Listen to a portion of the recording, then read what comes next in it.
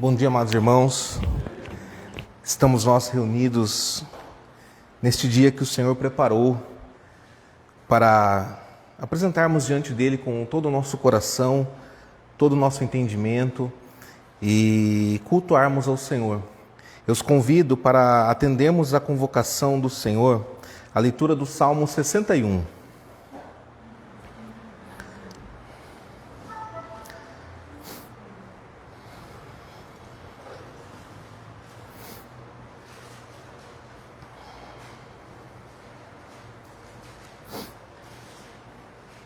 Salmo 61.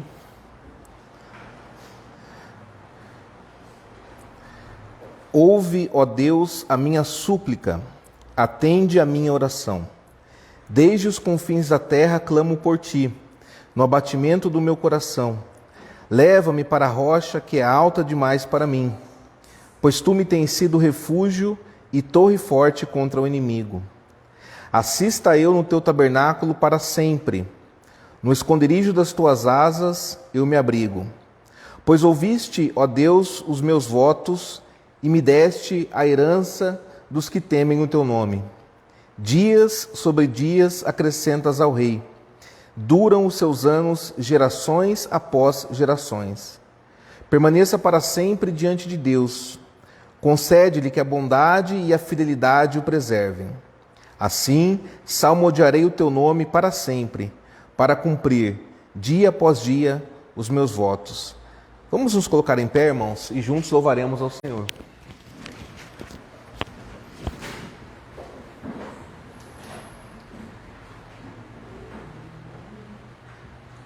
Minha oração atende, ó Deus, ouve, ó Pai, meu suplicar.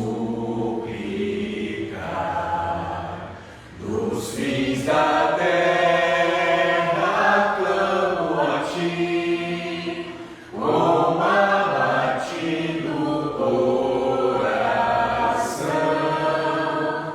Leva-me à rocha, ó Senhor, que é bem mais alta do que eu, pois torre forte és para mim, refúgio contra o homem mau. No templo sempre assista eu, sob tuas asas firme estou. No esconderijo protetor, pois escutaste os votos meus, me deste a herança dos que têm temor ao nome teu, Senhor, e longo tempo dás ao rei. Seus anos duram gerações. Que permaneça diante de Deus para sempre o nosso Rei. Tua verdade, teu favor, seu reino possam preservar. Assim teu nome louvarei, com salmos sempre cantarei, e dia a dia cumprirei os votos feitos ao Senhor. Amém. Convido o pastor Messias.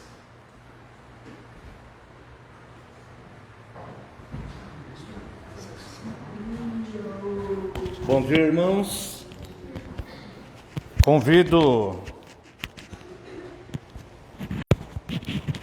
Convido a amada congregação para uma oração de invocação.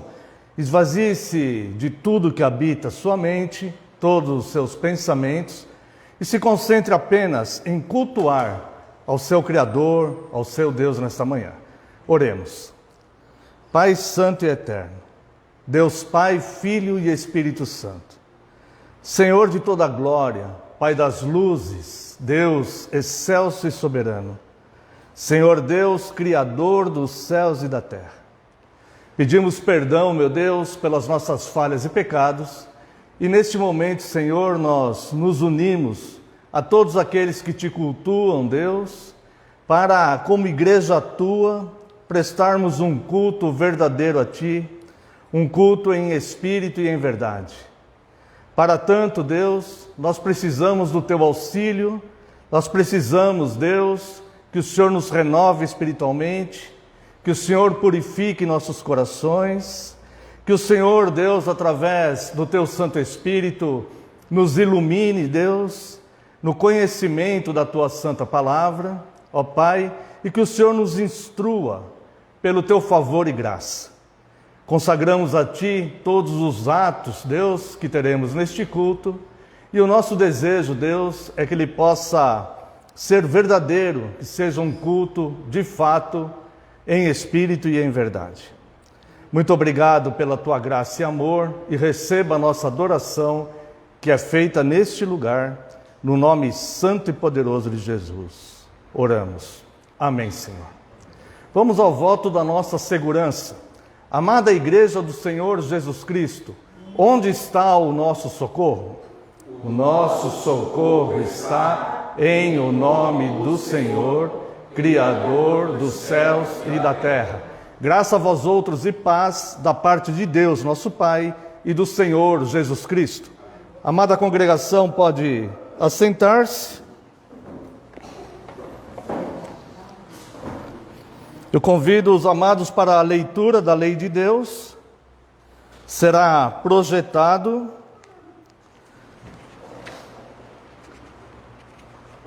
está no livro do Êxodo, capítulo 20. Leremos a partir do verso 1.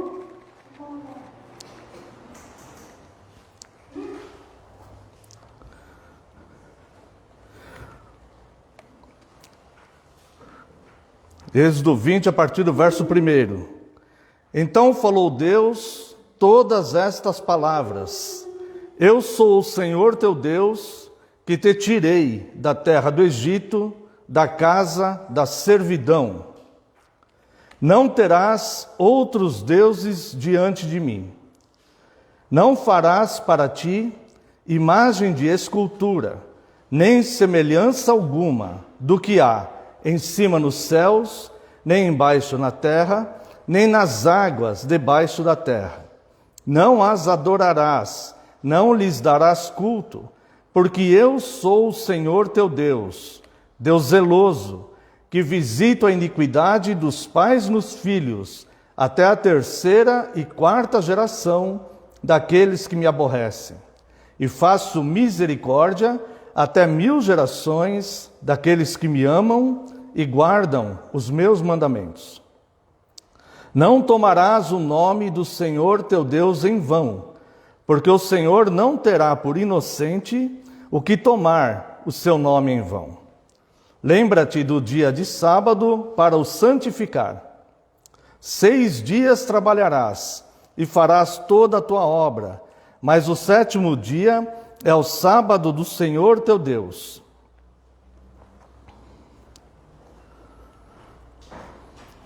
Não farás nenhum trabalho, nem tu, nem teu filho, nem a tua filha, nem o teu servo, nem a tua serva, nem o teu animal, nem o forasteiro das tuas portas para dentro. Porque em 6 dias fez o Senhor os céus e a terra, o mar e tudo o que neles há. E ao 7º dia descansou. Por isso o Senhor abençoou o dia de sábado e o santificou. Honra teu pai e tua mãe, para que se prolonguem os teus dias na terra que o Senhor teu Deus te dá. Não matarás, não adulterarás, não furtarás, não dirás falso testemunho contra o teu próximo, não cobiçarás a casa do teu próximo, não cobiçarás a mulher do teu próximo, nem o seu servo, nem a sua serva, nem o seu boi, nem o seu jumento, nem coisa alguma que pertença ao teu próximo. Aqui está, irmãos, uma passagem bíblica, talvez a mais combatida, que é justamente o código moral que Deus deu para o seu povo. Aqui reflete não só o caráter de Deus, mas o modelo pelo qual nós devemos nos pautar para seguirmos a nossa peregrinação e a nossa caminhada na vida cristã. Na carta aos Efésios, o apóstolo Paulo chega a dizer para nós sermos imitadores de Deus. E nós podemos pensar como nós vamos imitar Deus, um ser tão poderoso. Será que se eu colocar água num balde e determinar com a minha palavra que haja vida ali, vai nascer vida ali? Não, é claro que não. Não é desta forma que nos é colocado a orientação para sermos imitadores de Deus. Mas sermos imitadores de Deus na moral, no código moral perfeito, no seu caráter positivo. E aqui, o Senhor Deus, Ele nos dá essa lei escrita pelo seu próprio dedo. Esse código moral, ele é perpétuo, ele não passa. Os 4 primeiros mandamentos se referem ao relacionamento do homem com o Senhor seu Deus. Não terás outros deuses diante do único Deus que é o Criador dos céus e da terra. Não fará imagens para representar a divindade, porque é impossível representar a divindade. Não existe nada que se compare a Deus. Todas as vezes que nós estamos tentando comparar a Deus com imagens, seja de um homem numa cruz, seja de um leão, seja de uma pomba, seja de um fogo, nós estamos insultando a Deus, porque nada disto reflete a glória de Deus. O profeta Abacuque vem a dizer que essas imagens são mestres de mentira, ou seja, professores de mentira. Antes de Cristo, esta lei era como uma prisão, porque o homem tinha que cumprir esta lei tentando justificar-se. Após Cristo, esta lei é um professor, e ela nos ensina como viver de fato, buscando termos o caráter, imitar o caráter de Deus, imitar a moral de Deus. Como eu sempre digo, né? Imagine por um segundo que todas as pessoas do mundo cumprissem os 10 mandamentos. Sem dúvida, a vida seria muito melhor. O terceiro mandamento diz para nós não tomarmos o nome de Deus em vão. Ou seja, Deus não terá por inocente aquele que toma o seu nome em vão. Nós não podemos fazer piadas com o nome de Deus. Nós não podemos zombar de Deus. Deus é santo, é santíssimo. E nós somos miseráveis pecadores, alcançados pela graça de Deus. A nossa resposta a Deus é gratidão e não zombaria.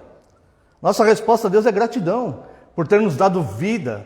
Enquanto estamos vivos, temos a oportunidade, a possibilidade de nos aproximarmos dele, de conhecermos mais o seu caráter, de nos prepararmos para a eternidade, que esta sim é uma vida constante. O quarto mandamento, traduzido para nós aqui com a palavra sábado, a palavra shabat no hebraico, ela quer dizer cessar.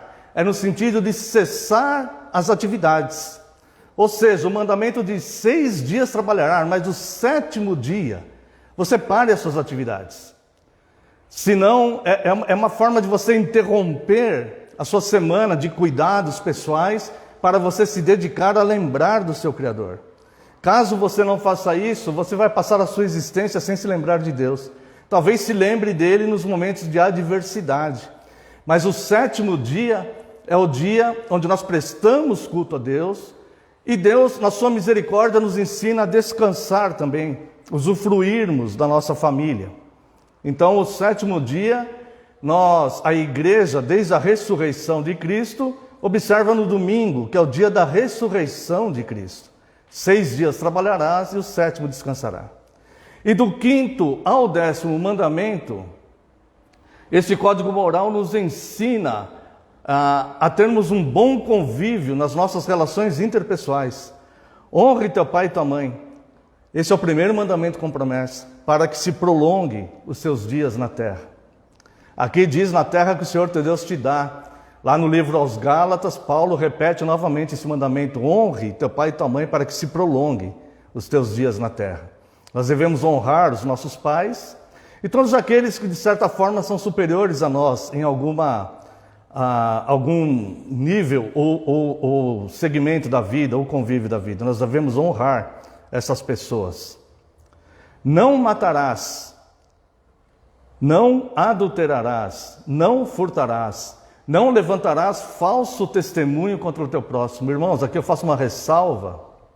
Muito cuidado com redes sociais, onde as pessoas postam coisas que nem sempre são verdadeiras. E nós adotamos aquilo como verdade, muitas vezes, e até divulgamos. E às vezes é um falso testemunho contra alguém. Pode estar sendo quebrado ali o 9º mandamento e se causando um grande mal. E o 10º mandamento, não cobiçarás. Aqui tem uma descrição de diversas coisas, mas na verdade nós não devemos cobiçar nada que é dos outros, tá? Se por acaso olharmos algo que os outros têm, que nós também, falamos assim, eu também queria ter, então que nós lutemos licitamente para ter igual, mas não ficar cobiçando o que é dos outros, né? Tá certo? Então que esse código moral possa nos servir de modelo, para que nós possamos, como o apóstolo Paulo diz na sua carta, na sua epístola aos Efésios, né? Sermos imitadores de Deus. É fato que nós tentamos guardar esses mandamentos, mas que nós muitas vezes não conseguimos por causa da nossa fraqueza, da nossa debilidade. Isso é muito comum, porque nenhum de nós consegue guardar totalmente a lei 24 horas por dia, durante todo o tempo. Não, infelizmente nós somos falhos e pecadores. Nós devemos ter o coração voltado para a coisa certa, para tentarmos fazer. Mas se cairmos, nós devemos então nos arrepender, pedir perdão a Deus, clamar pela sua misericórdia, porque Ele é rico em perdoar. Em Deus está o perdão, para que os homens o temam. E nos levantarmos perdoados e continuarmos a nossa caminhada. O objetivo do cristão é hoje sermos melhores do que nós fomos ontem. E amanhã vamos tentar, se Deus assim nos permitir, sermos melhores do que somos hoje. Essa é a caminhada do cristão. Então, neste momento, nós vamos fazer uma oração de confissão. Obviamente, se você sentir o desejo de confessar, você confesse silenciosamente, somente ao seu Deus, somente você e o seu Deus. E eu farei uma oração em voz audível. Temos agora, então, um momento de oração de confissão. Oremos. Pai eterno, santo, precioso, Deus, Criador dos céus e da terra. Se tu olhares, Deus, iniquidades, ninguém pode subsistir. Mas é fato, Deus, que nós erramos porque somos falhos e pecadores. No entanto, Deus, nós queremos ser penitentes e não impenitentes. E nesse momento, Deus, com todo respeito e reverência, nós apelamos pelas tuas muitas misericórdias. Estamos diante de um Deus santíssimo e reconhecemos como somos falhos e pecadores. Por isso, Deus, quebrantamos o nosso coração, porque cremos na tua palavra que diz que um coração quebrantado e contrito tu não desprezarás. Nós nos quebrantamos diante do Senhor e lhe pedimos sinceras desculpas, Deus.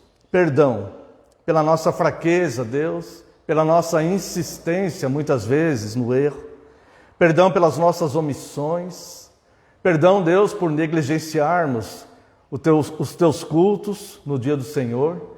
Perdão pelo mal que pensamos, falamos ou fazemos e tantas outras coisas, Pai.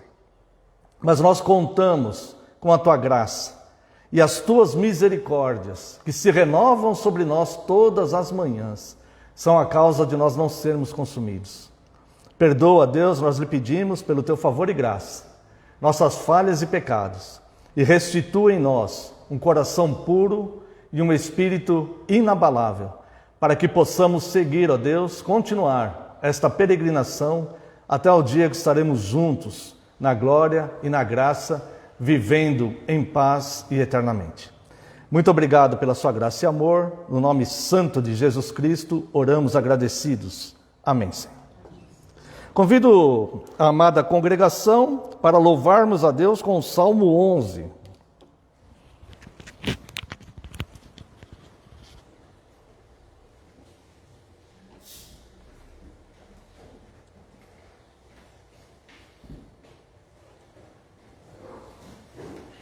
Meu refúgio está em Deus. Como podes me dizer? Qual ave foge ao monte seu? Assim fujas também. Pois eis que os ímpios vão, tem já pronto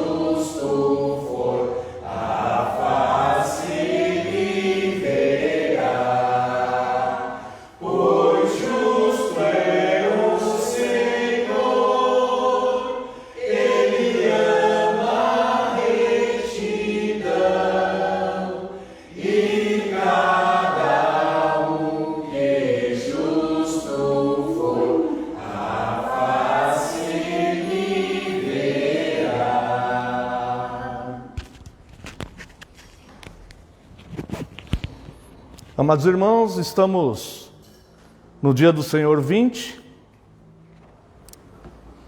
Catecismo de Heidelberg. Temos apenas uma pergunta no dia do Senhor 20.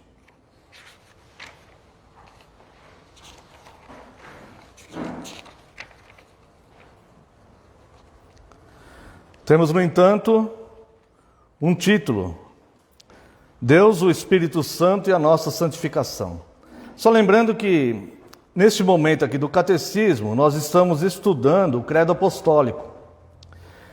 E o Credo se refere à Trindade, Deus Pai, Filho e Espírito Santo. E neste momento aqui, nós estamos nos referindo, o Catecismo se refere ao Espírito Santo e à nossa santificação.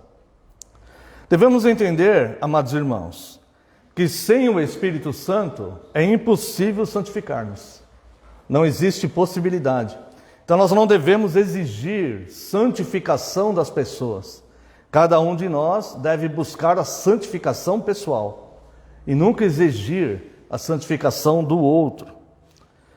Pergunta 53. O que você crê sobre o Espírito Santo? Resposta. Primeiro, creio que Ele é verdadeiro Deus, juntamente com o Pai e com o Filho. Aqui quero fazer uma interrupção e olharmos com os amados irmãos apenas apenas um versículo na primeira carta aos Coríntios, capítulo 3, verso 16.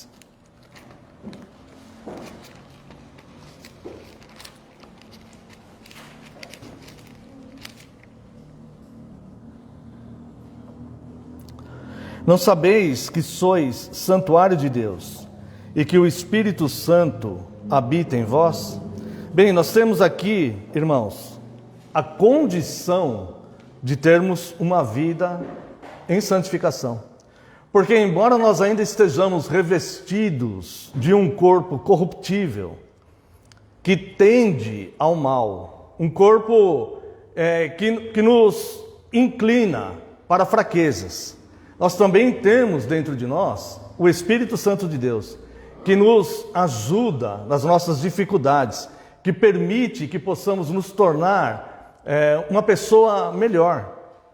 Sem a presença do Espírito Santo, nós vamos ficar expostos à nossa boa vontade e à dureza que é lidar com a força dos pensamentos, com o desejo dos pensamentos e a inclinação natural da carne.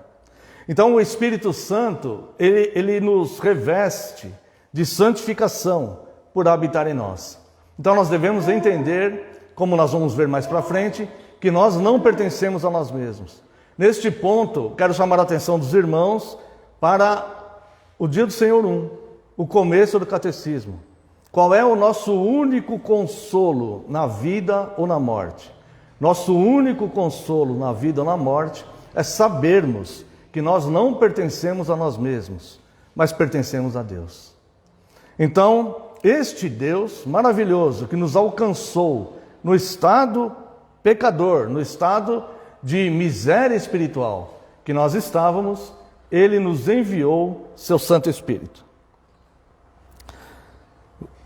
Segundo, creio que Ele foi dado também a mim. Veja aqui mesmo em 1 Coríntios, capítulo 6, verso 19. Acaso não sabeis que o vosso corpo é santuário do Espírito Santo que está em vós, o qual tendes da parte de Deus, e que não sois de vós mesmos? Então veja, se o nosso único consolo na vida ou na morte é entendermos que nós não pertencemos a nós mesmos, mas que nós pertencemos a Deus, nós vamos entender que este Deus, Ele derrama um amor tão grande sobre nós, como a palavra diz, que o amor de Deus nos constrange, o amor de Cristo nos constrange, que Ele envia seu próprio Espírito para nos suportar nas nossas aflições e dificuldades. Irmãos, quão diferente é uma pessoa que tem consolo e uma pessoa que não tem consolo nos momentos de aflições.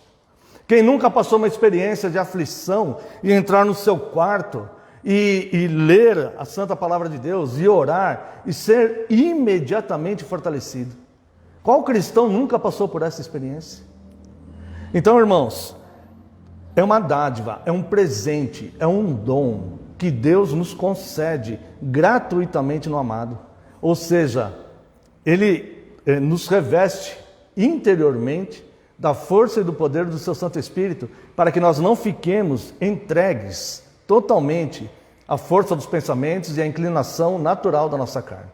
Obviamente, essa é uma guerra que consiste durante todo o nosso período de vida, não há o que se enganar sobre isso. Nós sempre vamos ter essa inclinação, sempre vai passar por nossa cabeça maus pensamentos, mas nós temos a ferramenta necessária para vencer essa adversidade. E também para me consolar e para permanecer comigo para sempre. Quero convidar a amada congregação para a leitura aqui de Atos dos Apóstolos, capítulo 9, verso 31.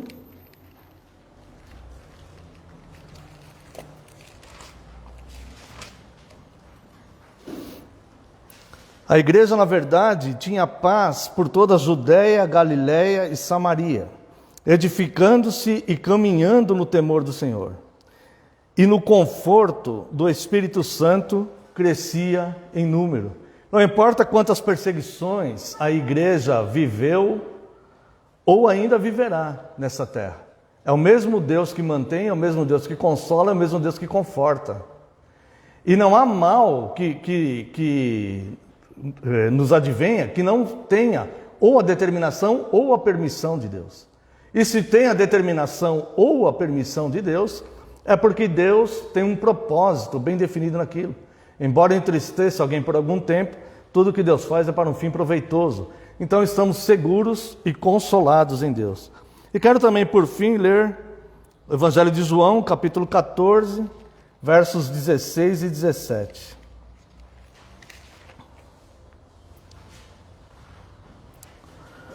Um pouco e não mais me vereis, quem está dizendo é Cristo. Uma outra vez, um pouco e ver-me-eis. Então alguns dos discípulos disseram uns aos outros, que venha a ser... perdão, irmãos, eu estou lendo errado, né? É João 14, 16, me perdoem. João 14, 16, 17. E eu rogarei ao Pai, e Ele vos dará outro Consolador, a fim de que esteja para sempre convosco. O Espírito da verdade, que o mundo não pode receber, porque não o vê, nem o conhece. Vós o conheceis, porque Ele habita convosco e estará em vós.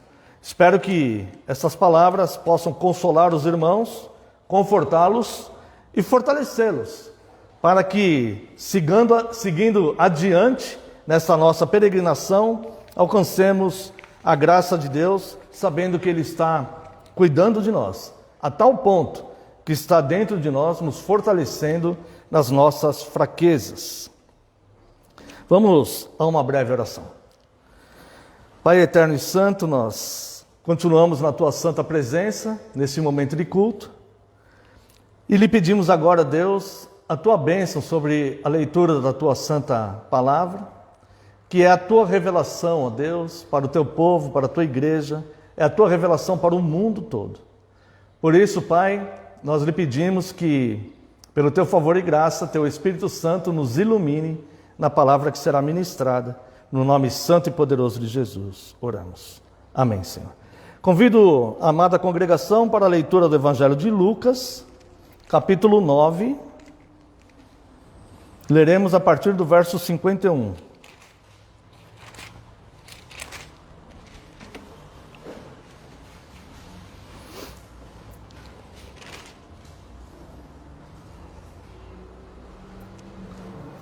Todos acharam?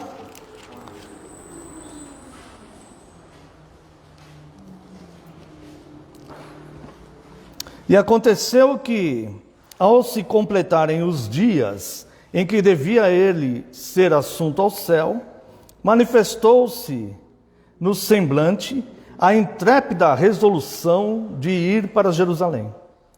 E enviou mensageiros que o antecedessem. Indo eles, entraram numa aldeia de samaritanos, para lhes preparar pousada. Mas não o receberam, porque o aspecto dele era de quem decisivamente ia para Jerusalém. Vendo isto, os discípulos Tiago e João perguntaram: Senhor, queres que mandemos descer fogo do céu para os consumir? Jesus, porém, voltando-se, os repreendeu. Já disse: vós não sabeis de que espírito sois. Pois o Filho do Homem não veio para destruir as almas dos homens, mas para salvá-las. E seguiram para outra aldeia. Verso 57. Indo eles caminho fora, alguém lhes disse: seguir-te-ei para onde quer que fores. Mas Jesus lhe respondeu: as raposas têm seus covis, e as aves dos céus ninhos, mas o Filho do Homem não tem onde reclinar a cabeça. A outro disse Jesus: segue-me. Ele, porém, respondeu: permite-me ir primeiro sepultar meu pai. Mas Jesus insistiu: deixa aos mortos os sepultar os seus próprios mortos. Tu, porém, vai e prega o reino de Deus. Outro lhe disse: seguir-te-ei, Senhor, mas deixa-me primeiro despedir-me dos de casa. Mas Jesus lhes replicou: ninguém que, tendo posto a mão no arado, olha para trás, é apto para o reino de Deus. Até aqui, irmãos, vamos fazer uma breve oração.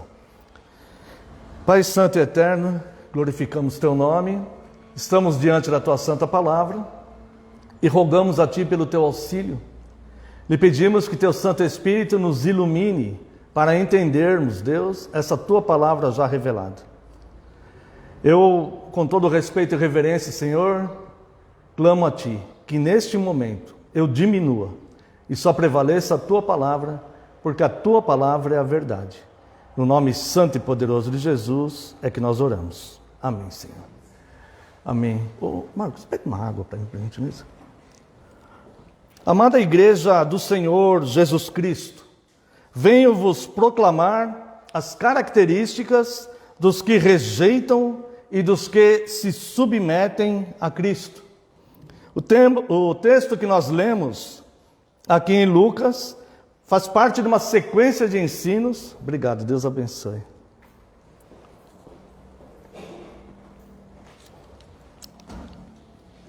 Em que Jesus vai estar falando justamente sobre esse tema.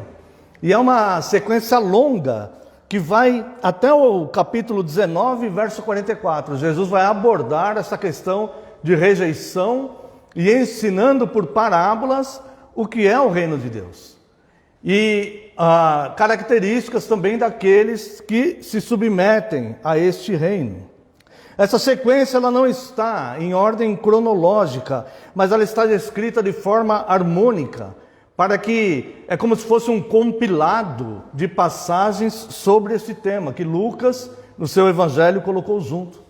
Lembrando que Lucas, originalmente, escreveu esse evangelho para os gregos, que eram um povo muito culto. A cultura helenística era, vamos dizer assim, o top 10, o top máximo da cultura mundial.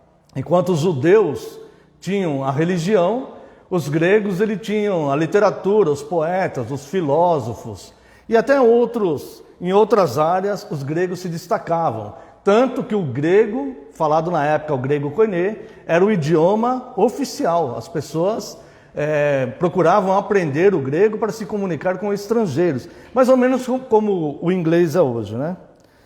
Então Lucas ele faz um compilado aí dessa situação de rejeição a Cristo e coloca praticamente tudo junto no seu evangelho. Então é desprezado ali ordem cronológica, tá?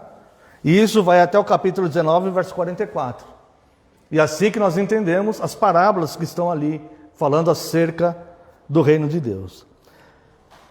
Bem, nós vamos meditar sobre isto e buscarmos aplicações práticas para a nossa vida.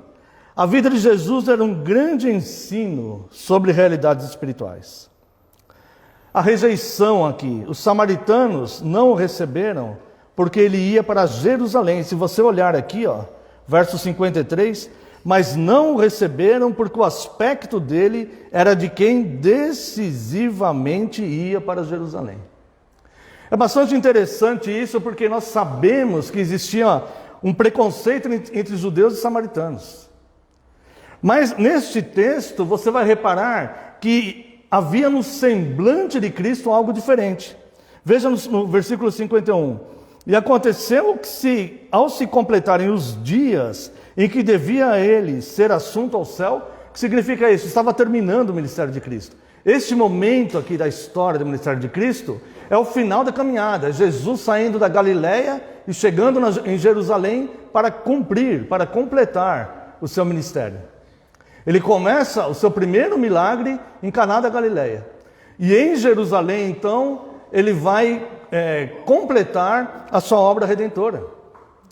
E olha só o que Lucas descreve aqui, que eles perceberam, o semblante de Cristo. E aconteceu que ao se completarem os dias em que devia ele ser assunto ao céu, manifestou-se no semblante a intrépida resolução de ir para Jerusalém. Manifestou-se no semblante dele. E enviou mensageiros que o antecedessem. Verso 53. Mas não o receberam, porque o aspecto dele Olhe só, o aspecto dele era de quem decisivamente ia para Jerusalém. Não é apenas um fato, irmãos, de preconceito regional ou de discriminação, porque os judeus eram de uma linhagem mais pura e os samaritanos de uma linhagem mais misturada. Não é só isso que se trata aqui. Aqui se trata de uma questão espiritual. E Jesus, ele ia para Jerusalém e ele iria cultuar a Deus antes de completar a sua obra redentora. Então nós vemos que a rejeição a Cristo, ela não passa somente por aspectos do pensamento humano, do livre pensamento humano, do que eu considero certo, do que eu considero errado, de etnias que as pessoas gostam, de etnias que as pessoas não gostam, de pessoas que as pessoas simpatizam ou de pessoas que as pessoas não simpatizam. Existe aqui uma raiz espiritual que traz oposição à obra de Cristo.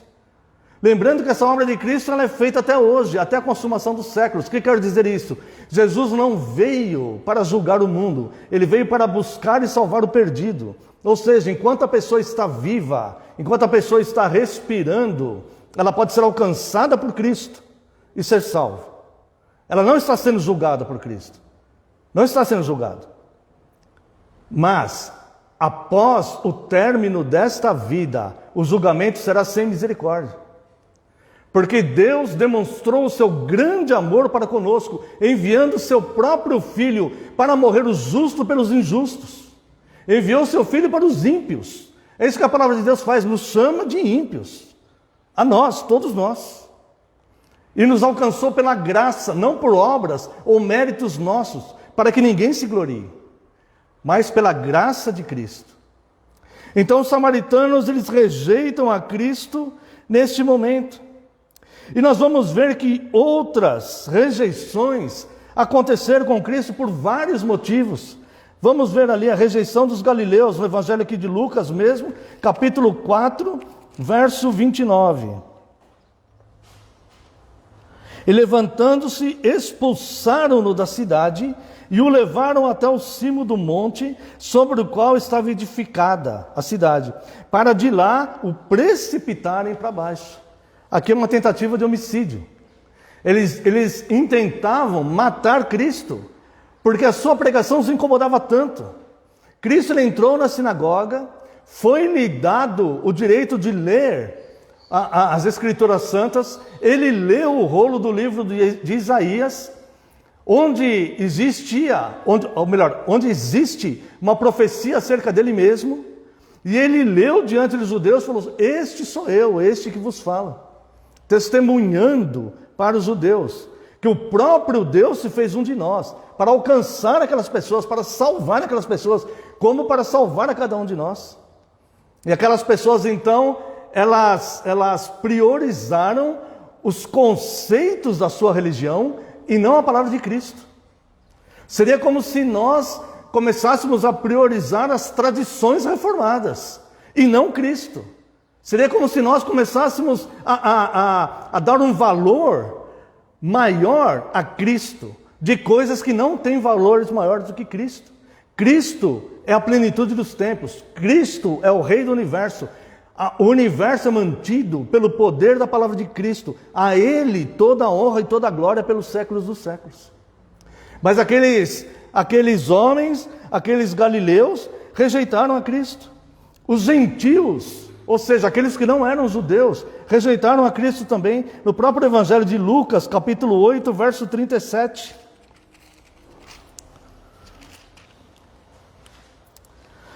Todo o povo da circunvizinhança dos Gerazenos rogou-lhe que se retirasse deles, pois estavam possuídos de grande medo. E Jesus, tomando de novo o barco, voltou. Ora, enquanto os judeus rejeitavam a Cristo, porque as palavras dele, de certa forma, iam contra aquele complexo conjunto que os fariseus incluíram na fé judaica ortodoxa, os gentios rejeitavam por medo. Amavam mais as trevas do que a luz. A luz do mundo veio aos homens, mas os homens o rejeitaram, porque amaram mais as trevas, porque as suas obras eram más. E esta é a realidade do ser humano. Basta cada um de nós olhar para nós mesmos. Pelo menos eu falo por mim, não falo por todos. Falo por mim. As minhas obras eram más. E quanto mais nós conhecemos de Cristo, quanto mais nós conhecemos da luz de Cristo, mais nós vemos o quanto nós estamos distante disso e mais nós vemos o quanto é urgente e necessário que nós nos aproximemos dele e clamemos a ele por misericórdia. Porque quanto mais nós conhecemos a Cristo, nós não vamos ficar super-homens, cheios de poder. Não. Quanto mais nós conhecemos a Cristo, nós vemos quanto miserável espiritualmente nós somos. E como nós tendemos para o que é mal e errado. E quanto nós precisamos da misericórdia dele. E quanto isso é graça de Deus. Porque ele poderia simplesmente ter feito como ele fez na época do justo Noé, com o dilúvio, e fulminar toda a humanidade. Porque todos pecaram e destituídos foram da glória de Deus. Eu não tenho noção, na minha idade, de quantas vezes eu já pequei contra Deus. Isto é miséria espiritual. E isto mostra claramente que nenhum de nós está a ponto de ser cabeça de igreja, chefe de igreja, chefe espiritual, doutor de espiritualidade não sei o quê, bacharel de espiritualidade. Nenhum de nós está em condição disso. Ao contrário, nós estamos no ponto de clamar a ele e pedir misericórdia. Perdão, Senhor. Perdão porque sou pecador. É como Cristo, quando ele dá um exemplo dos dois homens, o fariseu e o publicano, que foram orar. E o fariseu orava dizendo: obrigado, Senhor, porque eu não sou como esse publicano pecador. Antes oro várias vezes por dia, conheço a lei, faço isso e faço aquilo. Obrigado, Senhor. Enquanto o publicano, ele não ousava nem olhar para cima. Ele batia no próprio peito, pedia perdão e falava: sê propício a mim, Senhor, que sou pecador. Tem misericórdia de mim, Senhor, que sou pecador. E Cristo, depois de falar essa parábola, ele pergunta para os discípulos: quem saiu justificado dali? Irmãos, isso é tão sério. Isso é tão sério. Porque isso quebra todo tipo de orgulho intelectual. Isso quebra todo tipo de orgulho espiritual. O ser humano precisa de Cristo. Quem tem ouvidos para ouvir, ouça. O ser humano precisa de Cristo. E ele se deu voluntariamente para pagar o sacrifício que os nossos pecados mereciam. Ele aguentou naquela cruz do Calvário a ira de Deus contra o pecado. Pecado que eu provoquei. Só podemos responder com gratidão. Ninguém segue a Cristo porque está com medo de ir para o inferno. Ninguém segue a Cristo porque é santo, santificado, consagradão. Ninguém segue a Cristo porque conhece todas as Escrituras e conhece filosofia e conhece história. Ninguém segue a Cristo porque é a religião dos seus pais. Ninguém segue a Cristo porque é reformado. Ninguém segue a Cristo por nenhum desses motivos. Só existe um motivo de seguir a Cristo. É gratidão. Obrigado, Senhor, pelo que o Senhor fez por mim. Eu posso amá-lo porque o Senhor me amou primeiro, senão nem isso ia conseguir. Obrigado, Senhor. Somente por gratidão podemos seguir a Cristo. E depois, os próprios judeus, novamente, aqui em Lucas, capítulo 13, verso 34, também rejeitaram a Cristo. Olha só, Jerusalém, Jerusalém, o próprio Cristo falando. Jerusalém, Jerusalém, que mata os profetas e apedrejas os que te foram enviados. Sabe por que eles faziam isso? Por um orgulho de religião. Eles achavam que eram o povo escolhido e que era a única religião certa e que tal. E quando vinha alguém pregar outra coisa, eles simplesmente matavam aquela pessoa. Hoje as pessoas não matam porque tem medo das consequências de prisão, mas odeiam ferozmente rangendo os dentes. Se pudessem matar, matariam. Olha só, Jerusalém, Jerusalém, que mata os profetas e apedreja os que te foram enviados. Agora olha o que Cristo fala aqui, irmãos. Quantas vezes quis eu reunir os teus filhos, como a galinha ajunta os do seu próprio ninho debaixo das asas, e vós não quisestes. Ele veio para buscar o perdido, mas o que era seu não o aceitou. A luz do mundo veio aos homens, mas os homens rejeitaram, porque amaram mais as trevas, porque as suas obras eram más. Sendo isso justificado em nome de religião ou não. Sendo justificado por causa de medo ou de qualquer outra coisa. O fato é que rejeitaram. E certa vez caminhando Jesus, então, ele encontra essa situação que nós lemos aqui, no capítulo 9. Olha só, capítulo 9 aqui, verso 57.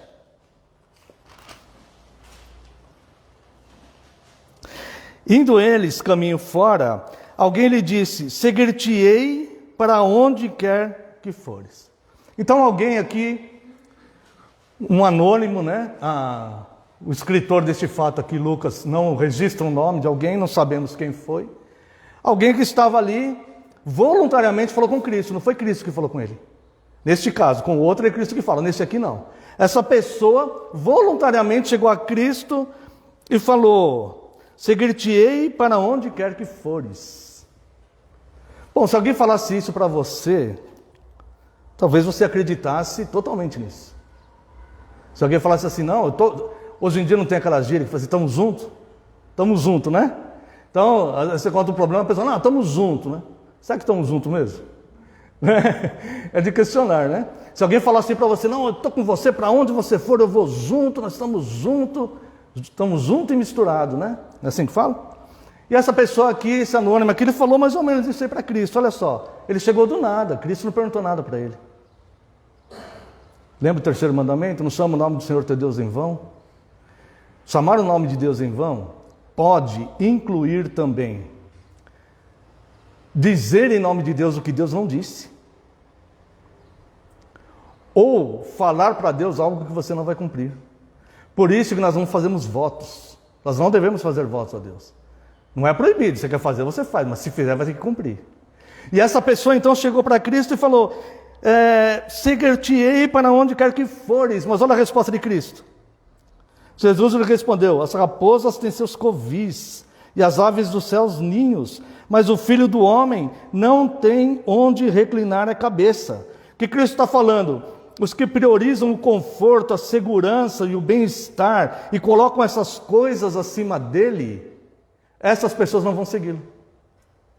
Quantas pessoas estão procurando no cristianismo segurança, bem-estar, conforto? Tem pessoas procurando até riquezas, até prosperidade material, construir empresas, ter carro do ano e mais um monte de coisa, não ficar doente e quantas outras coisas.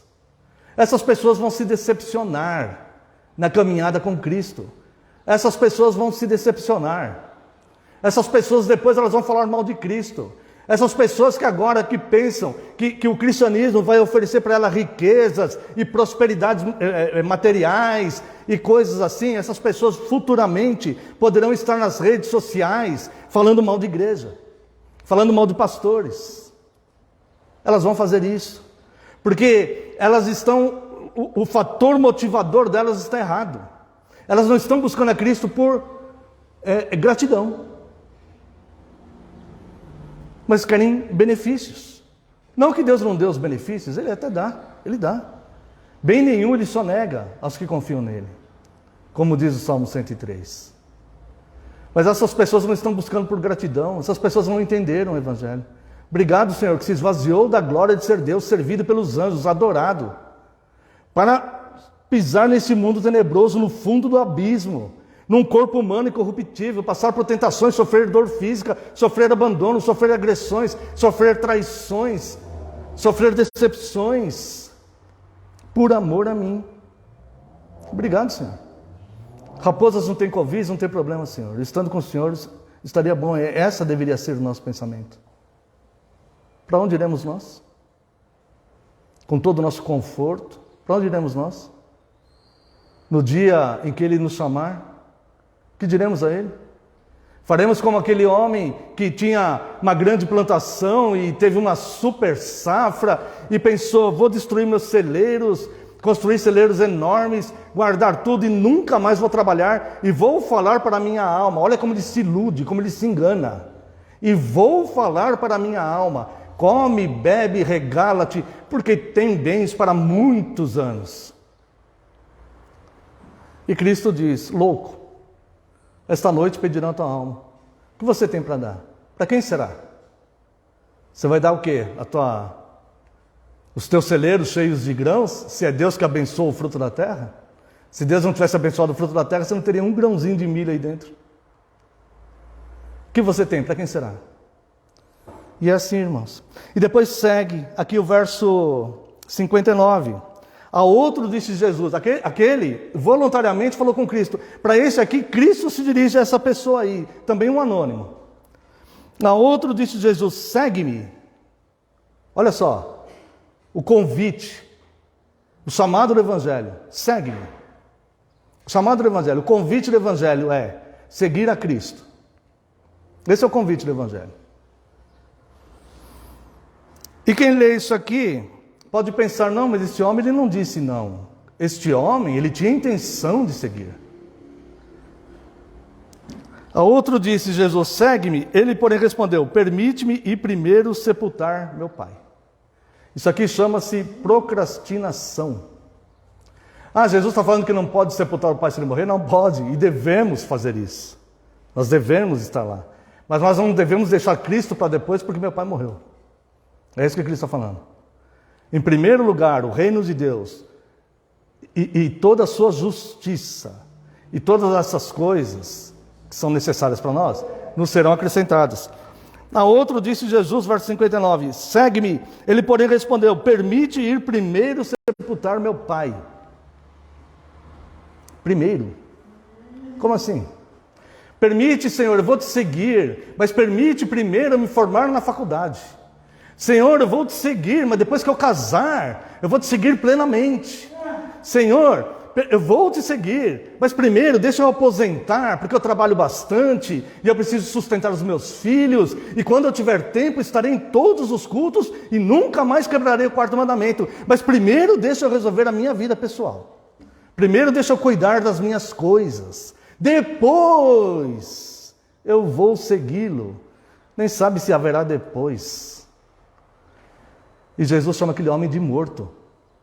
Morto espiritual. Conforme Paulo fala aos Efésios 2, nós estávamos mortos em nossos delitos e pecados, mas Ele nos vivificou e nos deu vida juntamente com Ele. Pela graça sois salvos, e isso não vem de vós, é dom de Deus, para que ninguém se glorie. Olha o que Jesus respondeu para ele, verso 60. Mas Jesus insistiu, deixa aos mortos ou sepultar os seus próprios mortos. Tu, porém, vai e prega o reino de Deus. Nós não sabemos se aquele homem aceitou isso ou não. Não sabemos. Mas o que nós sabemos é que essa mensagem é para todos. E alguns rejeitam e outros aceitam. É isso que nós sabemos. E não importa para nós, neste momento, tomara que ele tenha aceitado. Mas não vai fazer diferença nenhuma para nós, neste momento, se aquele homem aceitou ou não. Sabe o que vai fazer diferença? É se você vai aceitar ou não. É isso que vai fazer diferença. E depois, primeiro, que Jesus fala para ele, né? Deixa os mortos sepultar os seus próprios mortos. Os que dão às situações dramáticas e tristes da vida importância maior do que seguir a Cristo, essas pessoas não seguirão a Cristo. A não ser que elas sejam quebrantadas, a não ser que elas se arrependam. Eu falo, perdão, Senhor, porque eu já fiz isso várias vezes na minha vida. Me perdoe, agora os meus olhos espirituais estão sendo abertos. Me perdoe. Mas eu temo que a grande maioria das pessoas vão na procrastinação. Quem sabe depois? Eu não sei, ainda sou tão jovem, né? Não é bem o meu caso, mas ainda sou tão jovem e tem tanta coisa ainda pela frente e tudo mais, talvez pense assim. Irmãos, um assunto de extrema seriedade deve ser analisado com muita seriedade. E depois vem aqui o verso 61. Outro lhe disse, veja que são 3, né? 3 anônimos. Outro lhe disse, seguir-te-ei, Senhor. Mas olha o primeiro aqui de novo. Mas deixa-me primeiro despedir-me dos da minha casa. Mas não é uma coisa boa isso? Despedir das pessoas da casa? Claro que é, né? Não, mas Cristo ele não está falando que não pode despedir-dos da casa. Ao contrário, o Evangelho fala que nós devemos cuidar da nossa família. E quem não cuida da família, negou a fé e é pior do que o infiel. É isso que fala. Pessoas que colocam, por exemplo, a igreja acima da família, estão negando a fé e são piores do que o infiel. O nosso compromisso, a nossa esposa, nossos filhos, nossos netos, Deus acima de tudo, obviamente, em primeiro lugar, certo? E a nossa família, tá? Então, ele fala assim, outro lhe disse, seguir-te-ei, Senhor, mas deixa-me primeiro despedir-me dos de casa. Mas Jesus lhe replicou, ninguém que tendo posto a mão no arado, olha para trás, é apto para o reino de Deus. Sabe o que é isso? Jesus falou outra vez, ele fala assim, quem não aborrece mãe, pai, marido, mulher, filho, filha, por amor de mim, não é digno de mim. Não é digno de mim. Ah, eu não vou cultuar não, porque a minha esposa não gosta da igreja. É a realidade, irmãos. É a realidade. A tua esposa não gosta da igreja. A tua esposa vai, no dia mal, ela vai salvar você ali, né? No dia que pedirem a tua alma, né? Você fala, não, mas eu estava lá obedecendo a minha esposa, né?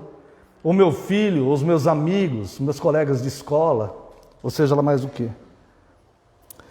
Então nós vemos aqui que essas pessoas, de fato, elas rejeitam por diversos motivos e continuam rejeitando. Hoje no mundo, pessoas rejeitarão. Amanhã no mundo, pessoas rejeitarão. E quanto tempo durar este mundo, pessoas rejeitarão. Mas o que Jesus ensinou para cada um de nós? Que o fato de servi-lo não nos garante uma vida de luxo e riquezas. Ao contrário, às vezes nos tornamos pessoas com menos recursos financeiros que teríamos se nos ocupássemos com outras atividades. Ainda assim você quer seguir a Cristo? Pode acontecer isso. Que os mortos espirituais não conseguem enxergar as realidades espirituais do alto, nem desejam vivê-las.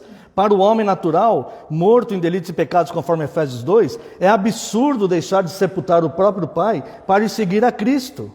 Para este, seguir a Cristo poderia ficar para depois. Você quer seguir a Cristo assim? Ah, Senhor, quando der eu vou no culto, quando estiver disposto eu vou cultuar. Ah, eu acho que não precisa guardar o quarto mandamento não, acho que aí tem muito legalismo, né? Tem muita... É meio fanático o negócio, é meio corolla, né? Não sei mais o que falam por aí, né? Ah, quando eu estiver disposto eu vou no culto. Que a missão de Cristo é tão urgente que aquele que coloca a mão no arado não poderá sequer olhar para trás, muito menos perder tempo com formalidades sociais. Ah, não vou cultuar não, hoje é aniversário da minha neta, então não vou no culto não. Muitas pessoas não seguirão a Cristo, pois valorizarão mais suas próprias vidas do que o autor da vida. De fato, muitos rejeitarão a Cristo, como os que rejeitaram no passado, mas há os que se submetem a Ele. E eu quero terminar esse sermão falando sobre isto. Se você quiser abrir sua Bíblia em Atos dos Apóstolos, capítulo 2, verso 41, nós vemos uma multidão de mais de 3.000 pessoas que se arrependeram e decidiram batizar-se para seguir a Cristo. Depois de escutar a pregação do apóstolo Pedro, Atos 2,41, então os que lhe aceitaram a palavra foram batizados, havendo um acréscimo naquele dia de quase 3.000 pessoas. Também os que com alegria atendiam unânimes ao chamado do Evangelho. Atos dos Apóstolos, capítulo 8, a partir aqui do verso 4. Entre mentes os que foram dispersos, esses que foram dispersos eram cristãos que viveram a primeira perseguição da igreja. Logo que mataram Estevão apedrejado, veio a primeira perseguição da igreja e vários cristãos foram dispersos. Esses foram dispersos, mas pregando a Cristo por onde iam. E olha só, entre mentes os que foram dispersos iam por toda parte pregando a palavra. Filipe, descendo a cidade de Samaria, anunciava-lhes a Cristo. As multidões atendiam unânimes as coisas que Filipe dizia, ouvindo-as e vendo os sinais que ele operava. Pois os espíritos imundos de muitos possessos saíam gritando em alta voz, e muitos paralíticos e coxos foram curados, e houve grande alegria naquela cidade. Hoje esses dons extraordinários, eles não existem mais, eles cessaram. Deus continua fazendo milagres, mas ninguém mais está capacitado com esses dons extraordinários. Mas a palavra continua sendo pregada, e muitos receberam com alegria, como hoje ainda muitos recebem com alegria. E os que não se deixam levar pela pressão dos outros, ou pela opressão, nem pela pressão nem pela opressão da maioria, mas glorificam a palavra do Senhor. Atos dos Apóstolos, capítulo 13, verso 44 a 49. No sábado seguinte, afluiu... Aqui é o 13 mesmo? Deixa eu ver se eu estou no 13. É o 13. No sábado seguinte, afluiu quase toda a cidade para ouvir a palavra de Deus. Mas os judeus, vendo as multidões, tomaram-se de inveja e, blasfemando, contradiziam o que Paulo falava. Está vendo aqui? Havia uma oposição à pregação de Paulo. Então Paulo e Barnabé, falando ousadamente, disseram: cumpria que a vós outros, em primeiro lugar, fosse pregada a palavra de Deus. Mas posto que a rejeitais, e a vós mesmos vos julgais indignos da vida eterna. Perceba aqui, a própria pessoa se coloca na condição de perdido.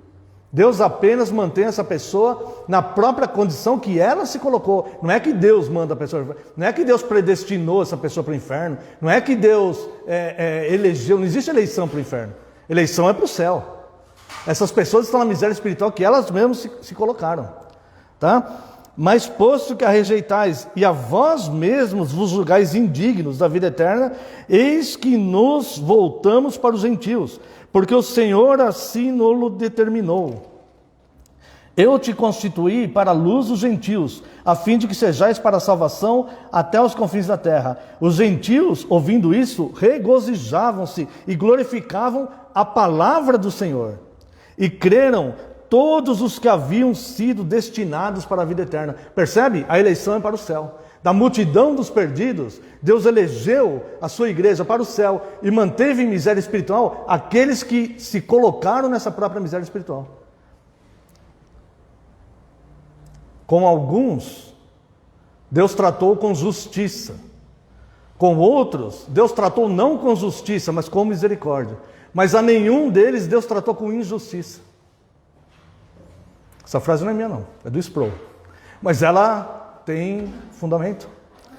E eu quero terminar, amados irmãos, esse sermão dizendo que certa vez, Cristo, observando as multidões, observando que as multidões o abandonaram, disse a seus discípulos que se eles quisessem abandonar a Cristo, poderiam também. Mas Pedro respondeu: para onde iremos nós, se só tu tem palavras de vida eterna? Irmãos, conscientes disso ou não, você e eu, necessariamente estamos em um desses dois grupos. Ou o grupo dos que vão rejeitar a Cristo e perecer, ou no grupo dos que terão gratidão e falar: Senhor, obrigado. Obrigado por tudo isso que o Senhor fez. Não sou digno disso. E nem sei por que eu, mas obrigado porque o Senhor me alcançou com a sua graça. E me ajude a lutar contra esse pecado que tão tenazmente me assedia, como diz o autor da carta aos Hebreus, para que eu consiga ir de glória em glória até a estatura de varão perfeito. Obrigado, porque teu Santo Espírito habita em mim. Muito obrigado, Senhor. É um tesouro num vaso de barro. Eu não sei se você tem consciência disso, mas ou você está num grupo ou você está no outro. Nós necessariamente estamos num desses dois grupos. Alguns rejeitam porque talvez tenham prioridades diferentes. Ou os que se submetem a Ele porque reconhecem que só Cristo tem palavras de vida eterna. Como Pedro disse: para onde iremos nós? Quando Cristo falou: cadê as multidões? Todos se abandonaram, Senhor. Se vocês quiserem ir, podem ir também. Aí Pedro respondeu: para onde iremos nós? Se só Tu tem palavras de vida eterna.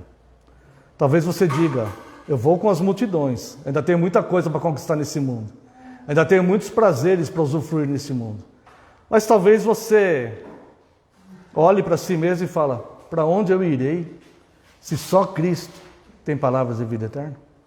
Eu quero, como resposta desse sermão, louvemos a Deus mesmo assentados com o hino Rei Sublime.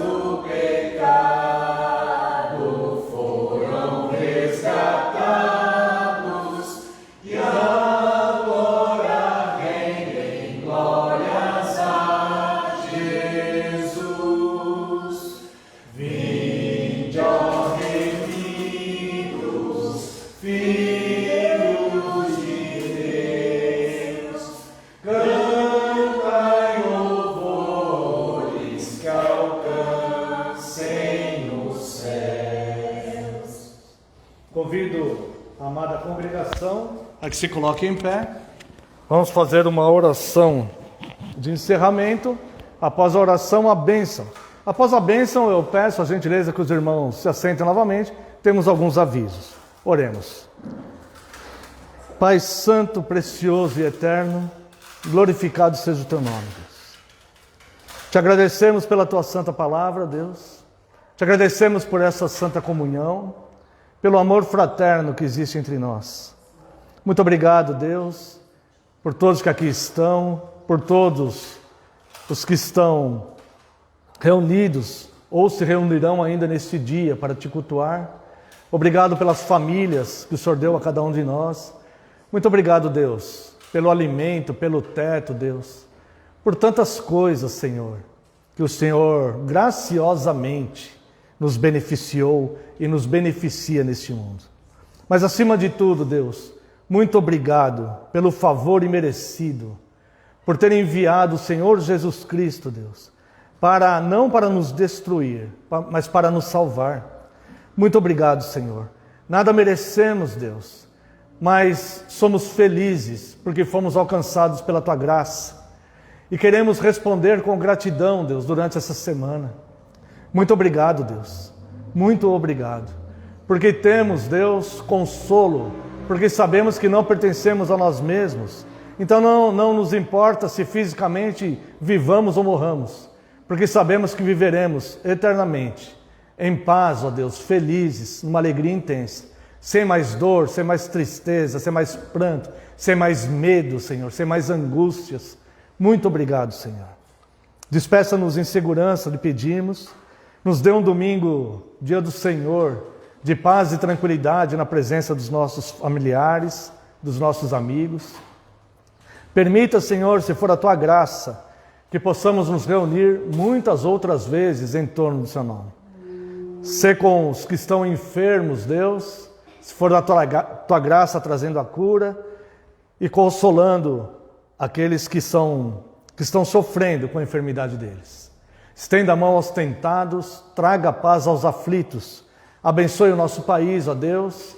Abençoe as autoridades que possam, Deus, de uma forma ou de outra, Deus, cumprir a Tua vontade, seja para o bem ou seja para julgamento, mas que a Tua vontade seja feita, porque a Tua vontade, ela é boa, perfeita e agradável. E também lhe pedimos que o Senhor traga paz a Jerusalém, mas lhe pedimos, Deus, uma vida tranquila, conforme diz a Tua palavra. Orai pelas autoridades, para que tenhais uma vida tranquila. Muito obrigado pela Tua graça e amor. No nome santo de Jesus oramos. Amém, Senhor. Receba a bênção, irmãos. Que a graça do nosso Senhor Jesus Cristo, o amor do Deus Pai e a comunhão e as consolações do Espírito Santo sejam sobre vós, agora e para todos sempre. Amém e amém. Os amados irmãos podem assentar-se.